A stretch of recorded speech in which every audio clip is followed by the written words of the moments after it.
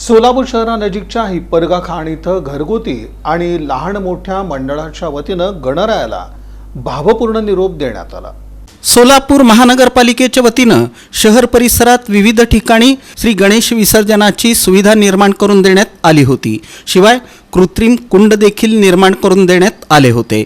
दरम्यान शहरानजीकच्या हिप्परगा खाण इथं देखील मोठ्या प्रमाणात गणेश मूर्तींचं विसर्जन करण्यात आलं। गणपती बाप्पा मोरया, पुढच्या वर्षी लवकर या अशा गजरानं परिसर भारावून गेला होता। इथं महापालिकेनं लाईट तसंच रस्त्यांची सोय करून दिली होती। परिसरात स्वच्छता देखील करण्यात आली होती।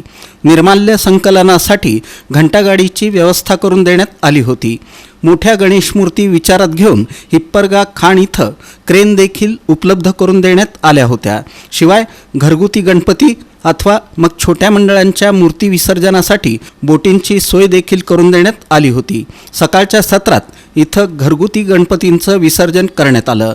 इकडं अतिरिक्त आयुक्त रवी पवार यांनी पालिकेच्या वतीनं विसर्जन सोहळ्यासाठी सर्व त्या सुविधा निर्माण करून दिल्याचं सांगताना 20 जीवरक्षक तैनात केल्याची माहिती दिली। लोकांनी काळजीपूर्वक विसर्जन करावं, योग्य ती खबरदारी घ्यावी असं आवाहनही त्यांनी केलं। नैसर्गिकरित्या जी खाण असते त्या खाणीमध्ये पाणी साठलेलं आहे आणि दरवर्षी आपण या ठिकाणी गणेश विसर्जन करत असतो। तर या ठिकाणी महानगरपालिकेमार्फत सुसज्ज अशी व्यवस्था करण्यात आलेली आहे। रस्ते करून घेण्यात आलेले आहेत, त्याचप्रमाणे या ठिकाणी विद्युत व्यवस्था पुरेशी करून घेण्यात आलेली आहे। त्याचप्रमाणे आपले इथे या ठिकाणी 120 मजूर आपण डिप्लॉय केलेले आहेत।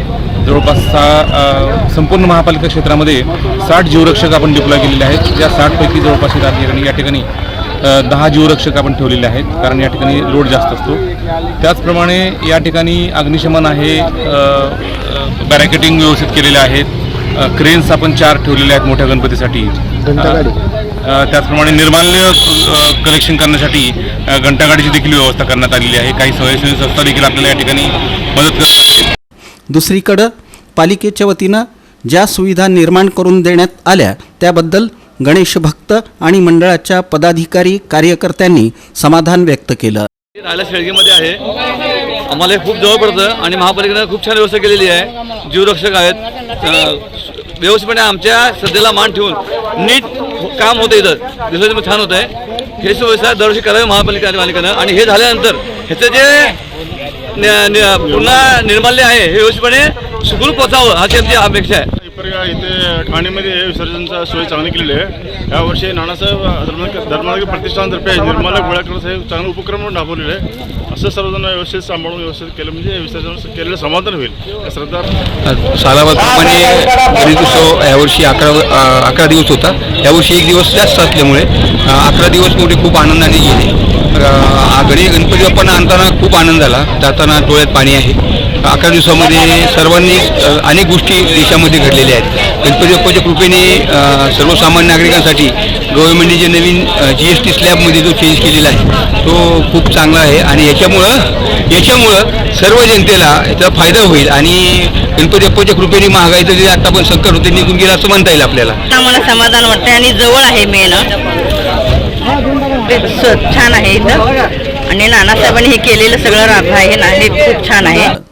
दरम्यान गणेश विसर्जन सोहळा ध्यानात घेत डॉक्टर नानासाहेब धर्माधिकारी प्रतिष्ठानच्या वतीनं निर्माल्य संकलनाचं अभियान शहर परिसरात राबवण्यात आलं। याचाच एक भाग म्हणून हिप्परगा खाण इथं मोठ्या प्रमाणात श्री सदस्यांनी आपली सेवा रुजू केली। या सामाजिक उपक्रमाबद्दल भाविकांनी प्रशंसा केली, सेवाभाव आदर्शवत असल्याची भावना व्यक्त केली। एकूणच शहर परिसरातील हिप्परगा खाण इथं भक्तिमय आणि भावपूर्ण वातावरणात गणरायाला निरोप देण्यात आला।